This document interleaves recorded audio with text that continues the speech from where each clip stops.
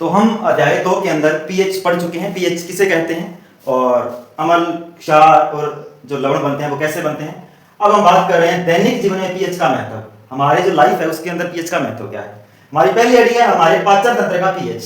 देखो भाई, जो हमारा पाचन तंत्र होता है, हमारे उदर यानी पेट के अंदर एक संरचना पाई जाती है जिसे आमाशय बोलते हैं। आमाशय, इस आमाशय की जो वाली भित्तियां हैं, ये वाली भित्तियां, इनसे एक अम्ल निकलता है जिसे हाइड्रोक्लोरिक अम्ल बोलते हैं, HCl।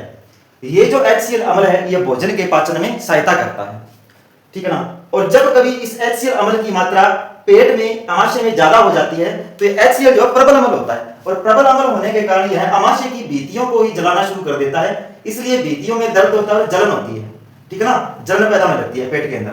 तो इस जलन से मुक्ति पाने के लिए हमें एसिड के विरुद्ध काम करना पड़ता है। हमारे पेट में क्या है? एसिड, ठीक है ना। और एसिड का जो उल्टा काम करेगा वो क्षार होता है, और उनको हम कहते हैं एंटीएसिड, यानी एंटी एसिड। एंटी एसिड का मतलब होता है कि वे पदार्थ जो एसिड के विरुद्ध काम करें, एंटी एसिड। तो जब एंटी एसिड हमको दिए जाते हैं तो पीने से क्या होता है, अम्ल और क्षार आपस में मिलेंगे, विक्रिया उदासीन हो जाती है और व्यक्ति को आराम मिल जाता है। जैसे आप मेडिकल से इनो लेके आते हो ना, इनो में भी तो क्षार ही होता है, ठीक है ना। तो जैसे ही आप पीते हो तुरंत राहत मिलती है। तो लिखा है कि हमारा उदर, उदर यानी पेट, हमारा उदर HCl अम्ल उत्पन्न करता है, अपच की स्थिति में अधिक मात्रा में अम्ल उत्पन्न करता है। जब कभी भोजन का पाचन ना हो या कोई दिक्कत हो जाए तो अपच की स्थिति में उदर अधिक मात्रा में अम्ल उत्पन्न करता है, जिससे पेट में दर्द व जलन होते हैं। इस दर्द से मुक्ति पाने के लिए एंटीएसिड, हिंदी में कहते हैं इसको प्रति अम्ल, जो अम्ल के विरुद्ध काम करे, एंटीएसिड जैसे क्षारकों का उपयोग किया जाता है, ठीक है ना। पेट में अम्ल है और आप क्षार ले रहे हो बाहर से, तो अम्ल और क्षार मिलेंगे, विक्रिया कैसे उदासीन हो जाएगी। एंटीएसिड अम्ल की मात्रा को उदासीन करता है। इसके लिए कौन सा एंटीएसिड लेंगे भाई? Magnesium hydroxide. कौन सा एंटीएसिड लेंगे? मैग्नीशियम हाइड्रोक्साइड, या इसी को कहते हैं दूध या क्षार, या इसी को कहते हैं मिल्क ऑफ मैग्नीशिया, जैसे दुर्बल क्षार का उपयोग करते हैं। और जैसे ही अम्ल और क्षार मिलेंगे तुरंत राहत मिलती है। आपको यहां से इतना ध्यान देना है, प्रश्न कहां से बनता है। प्रश्न ये बनेगा कि अपच की स्थिति में, अपच की स्थिति में कौन सी औषधि ली जाती है, अपच की स्थिति में कौन सी औषधि ली जाती है, तो ये नाम याद रखना, एंटीएसिड। बस ऑप्शन वाला प्रश्न देगा यहां पर, अपच की स्थिति में एंटीएसिड यूज करते हैं। दूसरा ये कि अपच की स्थिति में कौन से दुर्बल क्षार का यूज किया जाता है, तो मैग्नीशियम हाइड्रोक्साइड एक दुर्बल क्षार है, इसका उपयोग किया जाता है। इसको दूधिया क्षार भी बोलते हैं, इसको मिल्क ऑफ मैग्नीशिया भी बोलते हैं। ऑप्शन में आपको कोई सा भी दिया जा सकता है, ठीक है। 2 नंबर है दंत क्षय। दंत मतलब दांत, और क्षय मीन्स दांत की हानि हो जाना, यानी दर्द शुरू हो जाना।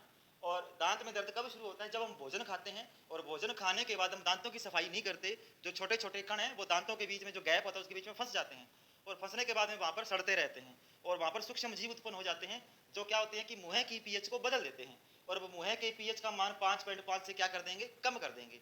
और मुंह के पीएच का मान जब 5.5 से कम हो जाता है तो दंत क्षय, दांत में दर्द शुरू हो जाता है। और इस दंत क्षय से आराम पाने के लिए क्षारकीय दंत मंजन का यूज किया जाता है, जो आप कोलगेट वगैरह या पेप्सोडेंट वगैरह जितना भी यूज करते हो सभी में क्षार होता है, ठीक है। तो उसके बाद है दांतों का इनेमल। ये लाइन इंपॉर्टेंट है, प्रश्न यहीं से बनना है। ऊपर आपसे कोई नहीं पूछेगा कौन सा दंत मंजन यूज करते हो, कोई मतलब नहीं है, प्रश्न यहां से बनेगा। दांतों का इनेमल या दंतवलक किस पदार्थ का बना होता है? और जिस पदार्थ का बना होता है ना, वो शरीर का सबसे कठोर पदार्थ होता है। तो दांतों का इनेमल या दंतवलक कैल्शियम फास्फेट, ये राजस्थान बोर्ड की जो बुक है उसके अंदर है, कैल्शियम फास्फेट या कैल्शियम हाइड्रोक्सी एपेटाइट, ये एनसीईआरटी के अंदर नाम है, का बना होता है। यह शरीर का सबसे अधिक कठोर पदार्थ है। आपसे पूछे दांतों का इनेमल किसका बना होता है, तो कैल्शियम फास्फेट का बना होता है, बस ठीक है। ये नहीं लिख सकते तो ये लिख दो, कैल्शियम हाइड्रोक्सी एपेटाइट का बना होता है, और यह शरीर का सबसे अधिक कठोर पदार्थ है।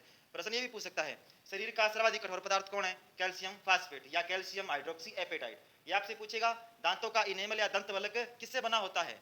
कैल्शियम फास्फेट या कैल्शियम हाइड्रोक्सी एपेटाइट, ठीक है ना। उसके बाद में ये पूछा जाता है कि दंत क्षय कब प्रारंभ हो जाता है, तो मुंह के पीएच का मान 5.5 से कम हो तब शुरू होता है। और क्यों होता है आपको पता है? भोजन खाने के बाद भोजन के जो सूक्ष्म छोटे छोटे कण हैं वो दांतों के अंदर चिपके रह जाते हैं, और वहां पर क्या सूक्ष्म जीव उत्पन्न कर देते हैं, जो कि दर्द शुरू करने का काम करते हैं। फिर आगे है पशुओं व पौधों द्वारा उत्पन्न रसायनों से आत्म रक्षा, ठीक है ना। पशुओं व पौधों द्वारा उत्पन्न रसायनों से आत्म रक्षा, यानी पौधे हैं, कुछ पशु हैं, ऐसे रसायन छोड़ते हैं जो कि नुकसान पहुंचाते हैं, और उनसे रक्षा कैसे की जाती है? देखो, जो मधुमक्खी होती है, बिच्छू होता है, लाल चींटी, या जो नेटल पादप की जो पत्तियां होती हैं उनके ऊपर छोटे छोटे बाल होते हैं, वो भी डंक के समान होते हैं। ये जब काटते हैं त्वचा पर, काटने के बाद में एक अम्ल छोड़ देते हैं जिसे फॉर्मिक अम्ल या मेथेनोइक अम्ल बोलते हैं। वो जो अम्ल है वो त्वचा में दर्द व जलन पैदा करता है, और इससे मुक्ति पाने के लिए उस काटे गए स्थान पर फिर बेकिंग सोडा लगाया जाता है, ठीक है ना। और बेकिंग सोडा लगाने से क्या है, आराम मिलता है, क्योंकि बेकिंग सोडा दुर्बल क्षार होता है, और काटे गए स्थान पर इन जीवों ने क्या छोड़ा है, अमल छोड़ा है, और अभिक्रिया उदासीन हो जाती है। तो मधुमक्खी, बिच्छू, लाल चींटी, नेटल पादप के डंक वाले बाल काटे गए स्थान पर फॉर्मिक अम्ल या मेथेनोइक अम्ल छोड़ते हैं। ये लाइन इंपॉर्टेंट है, जिसके कारण त्वचा में दर्द व जलन होते हैं भाई। डंक मारे गए स्थान पर दुर्बल क्षार बेकिंग सोडा लगाने से आराम मिलता है। पहली बात तो ये कहते हैं, मधुमक्खी, बिच्छू, लाल चींटी, नेटल पादप के जो डंक वाले बाल है, इनमें कौन सा अम्ल पाया जाता है, फॉर्मिक अम्ल या मेथेनोइक अम्ल। चलो ठीक है। इसके बाद है कि त्वचा में डंक मारे गए स्थान पर क्या लगाया जाता है जिससे आराम मिलता है, दुर्बल क्षार बेकिंग सोडा, ठीक है ना। मतलब मधुमक्खी के काटे गए स्थान पर क्या लगाने से आराम मिलता है, बेकिंग सोडा, जिसे दुर्बल क्षार कहते हैं। आगे महत्वपूर्ण कथन है जिनमें से प्रश्न बनने की बहुत ज्यादा संभावना है। देखो पहला कथन क्या है कि धातु ऑक्साइड की प्रकृति क्षारीय होती है। देखो धातुओं की क्रिया जब ऑक्सीजन के साथ होती है ना तो धातु ऑक्साइड बनते हैं, और ये जो धातु ऑक्साइड है ना इनकी प्रकृति क्षारीय होती है, इतना ध्यान रखना बस। धातु ऑक्साइड की प्रकृति कैसी होती है, क्षारीय होती है। उसके बाद है अधातु ऑक्साइड। अधातु ऑक्साइड की प्रकृति अम्लीय होती है, इतना ध्यान रखो। अधातु के अंदर पहला अक्षर कौन है, ए, और अम्लीय में पहला अक्षर कौन है, ए। बस थोड़ा सा ऐसे लॉजिक लगा लो याद करने के लिए। अधातु ऑक्साइड अम्लीय प्रकृति, एक याद रह जाएगा, दूसरा अपने आप याद रहेगा। अधातु ऑक्साइड अम्लीय प्रकृति, धातु ऑक्साइड क्षारीय प्रकृति। उसके बाद है कि जल में घुलनशील क्षारक को क्षार कहते हैं। अगर कोई क्षारक है वो जल में घुल जाता है और घुलकर OH माइनस आयन दे देता है तो वो क्षार कहलाता है। हमारा जो शरीर है, ह्यूमन बॉडी, वो 7 से लेकर 7.8 pH के बीच कार्य करता है, और इससे ऊपर नीचे हो जाए तो शरीर में बैलेंस गड़बड़ा जाता है। फिर है शुक्र ग्रह का वायुमंडल सल्फ्यूरिक अम्ल के मोटे श्वेत व पीले बादलों से बना। इसका प्रश्न सीधा ही पूछता है, शुक्र ग्रह का वायुमंडल किस अम्ल से बना है, सल्फ्यूरिक अम्ल के मोटे श्वेत व पीले बादलों से बना है।